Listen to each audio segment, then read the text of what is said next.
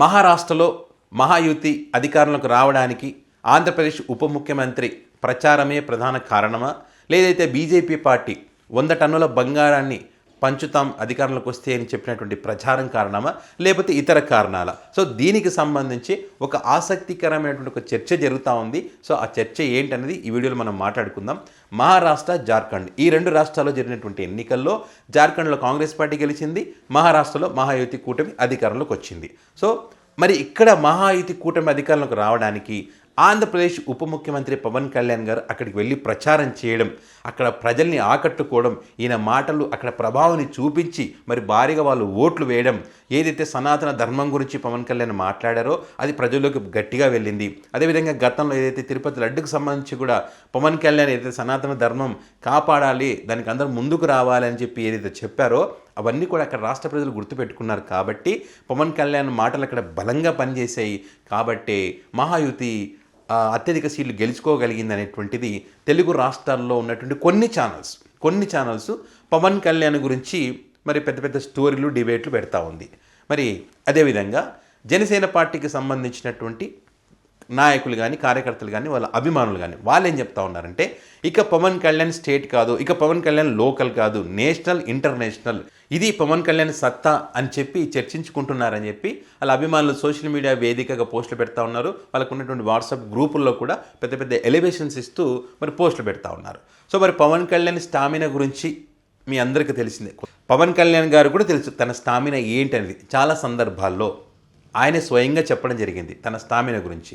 2014 ఎన్నికల నుంచి మొదలు పెడితే మొన్న జరిగినటువంటి ఎన్నికల వరకు కూడా పవన్ కళ్యాణ్ అనేక సార్లు ఏం చెప్పాడు, జగన్మోహన్ రెడ్డిని ఎదిరించాలంటే ఒక్కరి వల్ల కాదు, అందరి సమిష్టిగా వెళ్తేనే, రాష్ట్రంలో ఉన్నటువంటి వైసీపీ పార్టీకి వ్యతిరేకంగా అన్ని పార్టీలు కలిస్తేనే జగన్మోహన్ రెడ్డిని ఎదిరించగలం అని చెప్పి 2014లో సింగిల్గా గనక వెళ్తే మరి వైసీపీ పార్టీ గెలుస్తుంది కాబట్టి ఆ అవకాశం ఇవ్వకూడదు జగన్మోహన్ రెడ్డికి అని చెప్పి జనసేన పార్టీ టీడీపీ పార్టీకి సపోర్ట్ చేయడం వల్ల టీడీపీ పార్టీ అప్పుడు అధికారంలోకి వచ్చింది. సో కొన్ని కారణాల వల్ల 2019లో విడివిడిగా పోటీ చేశారు. విడివిడిగా పోటీ చేసి ఏమైంది, పవన్ కళ్యాణ్ పోటీ చేసినటువంటి 2 చోట్ల పవన్ కళ్యాణ్ ఓడిపోయినటువంటి పరిస్థితి. ఒక ఎమ్మెల్యే గెలిచారు వాళ్ళకప్పుడు. ఆ రకంగా 2019లో ఫలితాలు వచ్చాయి. ఇక 2024కి వచ్చేసరికి వాళ్ళకి సినిమా అర్థమైంది. ఒక్కళ్ళే పోటీ చేస్తే జనసేన పార్టీ సింగిల్గా పోటీ చేసేటువంటి ధైర్యం చేయలేదు.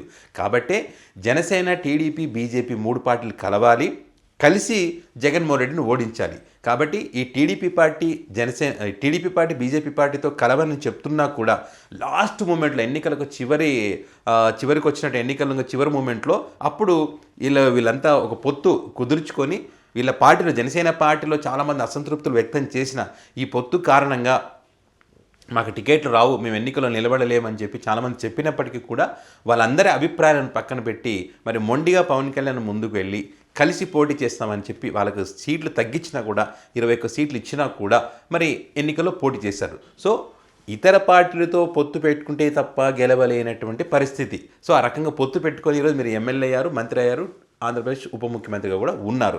సో ఇది పవన్ కళ్యాణ్ యొక్క స్టామినా. అది పవన్ కళ్యాణ్ స్వయంగా చెప్పినటువంటి పరిస్థితి తన స్టామినాకి సంబంధించి. సో ఈ రకంగా ఉంటే వీళ్ళేమో పెద్ద పెద్ద ఎలివేషన్స్ ఇస్తూ, ఇక ఏదైతే పవన్ కళ్యాణ్ నటించినటువంటి జల్సా, అత్తారింటికి దారేది, అజ్ఞాతవాసి ఈ సినిమాలో పవన్ కళ్యాణ్ కోసం త్రివిక్రమ్ రాసినటువంటి డైలాగులు ఏవైతున్నాయో ఆ డైలాగులు ఇప్పుడు అక్షరాల పని చేస్తూ ఉన్నాయని చెప్పి ఆయన అభిమానులు చెప్తా ఉన్నారు. కేవలం ఇంకా పవన్ కళ్యాణ్ వల్లనే మహారాష్ట్రలో మహాయుతి అధికారంలోకి వచ్చిందనేటువంటిది వీరి యొక్క అభిప్రాయం. కానీ అక్కడ మహారాష్ట్రలో ప్రజలు ఏం చెప్తా ఉన్నారు, కొంతమంది టీవీ ఛానల్స్లో వాళ్ళ అభిప్రాయాలను, ఎన్నికల మీద వాళ్ళ అభిప్రాయాలను చెప్తున్నటువంటి క్రమంలో వాళ్ళు చాలామంది ఏం చెప్పారంటే, ఏదైతే బీజేపీ పార్టీ చెప్తా ఉందో నరేంద్ర మోదీ ప్రపంచ దేశాలపైన యుద్ధం చేసి 100 టన్నుల బంగారాన్ని తీసుకొచ్చారు, ఆ బంగారాన్ని మా రాష్ట్ర ప్రజలకు పంచుతారని చెప్పి ఆ ప్రజలు ఆశపడతా ఉన్నారు, ఆ ప్రజలకు ఆ బంగారం వస్తుందని చెప్పి ఆశతో ఉన్నారు. కాబట్టే మేము బీజేపీ పార్టీ కూటమిలు ఏవైతున్నాయో వాళ్ళకు ఓట్లు వేస్తున్నామని వాళ్ళు చెప్పారని చెప్పి చాలా నేషనల్ మీడియాలో వాళ్ళ యొక్క ఒపీనియన్లు పెద్ద ఎత్తున ప్రచారం జరుగుతూ ఉన్నాయి వాళ్ళు మాట్లాడినటువంటి మాటలకు సంబంధించి. సో ఈ రకంగా మహారాష్ట్రలో మహాయుతి కూటమి ప్రజలను నమ్మించి మోసం చేసింది, ప్రజలకు బంగారేస్తామని చెప్పింది. కాబట్టి వాళ్ళ పాపం మూర్ఖంగా నమ్మి, వాళ్ళ అమాయకులు, వాళ్ళు ఆశపడ్డారు, వాళ్ళు పేదలం కాబట్టి ఏదో ఒకటి వస్తుందని ఆశతోని వాళ్ళు ఈ రకంగా వాళ్ళకు ఓట్లు వేశారు. ప్రజలు నమ్మకం పెట్టుకున్నారు, డబ్బులు వస్తాయేమో, బంగారు వస్తాయేమో ఆశతోని ఓట్లు వేశారు అని చెప్పి కొంతమంది మేధావులు చెప్తా ఉన్నారు. ఇక ఎన్నికల్లో ఓడిపోయినటువంటి కొన్ని పార్టీలు ఏం చెప్తా ఉన్నాయి, గతంలో ఎంపీ ఎలక్షన్స్లో మాకు వచ్చినటువంటి మెజార్టీలు ఇప్పుడు ఈ ఎన్నికలో వచ్చినటువంటి మెజార్టీ అంటే గెలుచుకున్నటువంటి సీట్లు అప్పటి ఫలితాలు ఇప్పుడు ఫలితాలు కంపేర్ చేస్తే చాలా వ్యత్యాసాలు ఉన్నాయి. మమ్మల్ని ఓడించలేక ఖచ్చితంగా మేమే గెలుస్తామని చెప్పి వాళ్ళకి తెలుసు కాబట్టే ఎట్లయినా సరే కుట్ర పన్ని గెలవాలనే ఉద్దేశంతో గతంలో ఏ రకంగా అయితే మొన్న జరిగిన లోక్సభ ఎన్నికలు ఇతర రాష్ట్రాల్లో ఏ రకంగా అయితే వీళ్ళు ఈవీఎంలలో కుట్ర చేశారో అదే కుట్రను ఇక్కడ కూడా చేశారని చెప్పి వీళ్ళు చెప్తున్నటువంటి పరిస్థితి. మరి బీజేపీ పార్టీ ఏం చెప్తా ఉంది ఇక్కడ? ముఖ్యంగా ఈ మహావికాస్ అఘాడీకి సంబంధించి ఆ కూటమిలో ఉన్నటువంటి పార్టీలు ఏవైతే వాళ్ళ విధానాలు కానీ వాళ్ళు చేసినటువంటి ప్రచారాలకు సంబంధించి కానీ మహారాష్ట్రలో ఉన్నటువంటి ప్రజలలో ఒక అభద్రతా భావాన్ని కల్పించాయి అక్కడ. కాబట్టి ప్రజలు వాళ్ళని నమ్మలేదు. అదేవిధంగా మోడీ కొన్ని వ్యూహాలను రచించారు.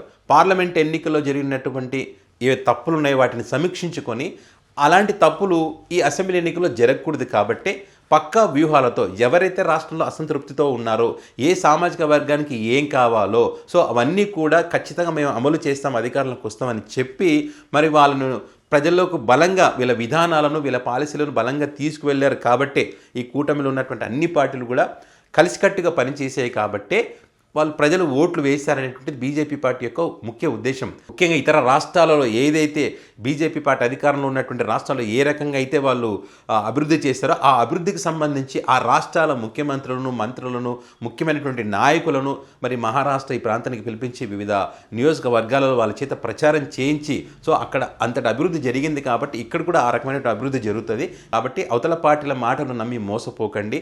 వాళ్ళు సాధ్యం కానిటువంటి హామీలు ఇస్తూ ఉన్నారు. వాళ్ళ అధికారంలో ఉన్నటువంటి రాష్ట్రాల విత్తనాయకుడు కూడా వీళ్ళు ఇచ్చినటువంటి హామీలు అమలు చేసేటువంటి పరిస్థితి లేదు. కాబట్టి ఎవరు అధికారంలోకి వస్తే మంచి చేస్తారనే విషయాలను తెలుసు కాబట్టే, మేధావులు కాబట్టే, తెలివైన వాళ్ళు కాబట్టే మరి మహాయుతి కూటమికి ఓట్లు వేశారు, గెలిపించారు. సో వాళ్ళందరూ ప్రచారం వివిధ రాష్ట్రాల మంత్రులు, ముఖ్యమంత్రులు వాళ్ళంతా వచ్చి ప్రచారం చేయడం ఇక్కడ కలిసి వచ్చింది. అందులో భాగంగానే పవన్ కళ్యాణ్ కూడా అక్కడికి రావడం జరిగింది. చంద్రబాబు నాయుడు కూడా అక్కడ ప్రచారానికి వెళ్లాల్సిన ఉన్నప్పటికీ కూడా కొన్ని కారణాల చేత ఆయన కూడా రాలేదు. లేకపోతే ఇట్లా ఎన్డీఏ కూటమికి సంబంధించినటువంటి అందరూ కూడా ప్రచారానికి ఇక్కడ వచ్చినటువంటి పరిస్థితి ఉంది. సో అందులో భాగంగానే మోదీ వేసినటువంటి వ్యూహాల్లో భాగంగానే మహాయుతి అధికారంలోకి వచ్చింది. అంతే తప్ప ఇక్కడ కేవలం పవన్ కళ్యాణ్ వచ్చి ప్రచారం చేయడం వల్లే మహాయుతి అధికారంలోకి వచ్చింది అనేటువంటి చర్చ ఏదైతే ఉందో అది కొంతమంది ఈ వాళ్ళకు అనుకూలంగా ఉన్నటువంటి మీడియాలు, కొంతమంది వాళ్ళకు అనుకూలంగా ఉన్నటువంటి వ్యక్తులు ఈ తెలుగు రాష్ట్రాల్లో పెద్ద ఎత్తున ప్రచారం చేసుకునేటువంటి పరిస్థితి తప్ప ఈ మహాయుతి కూటమిలో ఉన్నటువంటి పార్టీలు కానీ వీళ్ళు కానీ ఇది అందరి సమిష్టి కృషి అనేటువంటి అభిప్రాయాన్ని వాళ్ళు వ్యక్తం చేస్తూ ఉన్నారు. ఎందుకంటే బీజేపీ పార్టీతో పాటు బీజేపీ పార్టీకి సింగిల్గా 100కు పైగా సీట్లు వచ్చినటువంటి పరిస్థితి. ఇక అందులో మిగతా కూటమి ఎవరుతున్నారో, మిగతా పార్టీలు ఎవరుతున్నారో వాళ్ళను కూడా ప్రజలు అంతే రకంగా ఆదరించారు, మంచి మెజారిటీలు ఇచ్చారు, మంచి సీట్లు ఇచ్చారు వాళ్ళకు. కాబట్టి కూటమిలో ఉన్నటువంటి 3 పార్టీలకు కూడా ఎక్కడ తగ్గకుండా వాళ్ళు పోటీ చేసినటువంటి ప్రాంతంలో మెజారిటీ సీట్లు వాళ్ళకి ఇచ్చినటువంటి పరిస్థితి. సో మహాయుతి అధికారంలో రావడానికి అనేక కారణాలు ఉన్నాయి. అంతే తప్ప కేవలం ఒక పవన్ కళ్యాణ్ వల్లే ఈ గెలుపు సాధ్యమైంది అనేటువంటి ఒక భ్రమలో అయితే జనసేన పార్టీ వాళ్ళకి సంబంధించినటువంటి కూటమి ఈ పార్టీలు వెళ్తున్న వాళ్ళందరూ భావిస్తూ ఉన్నారు.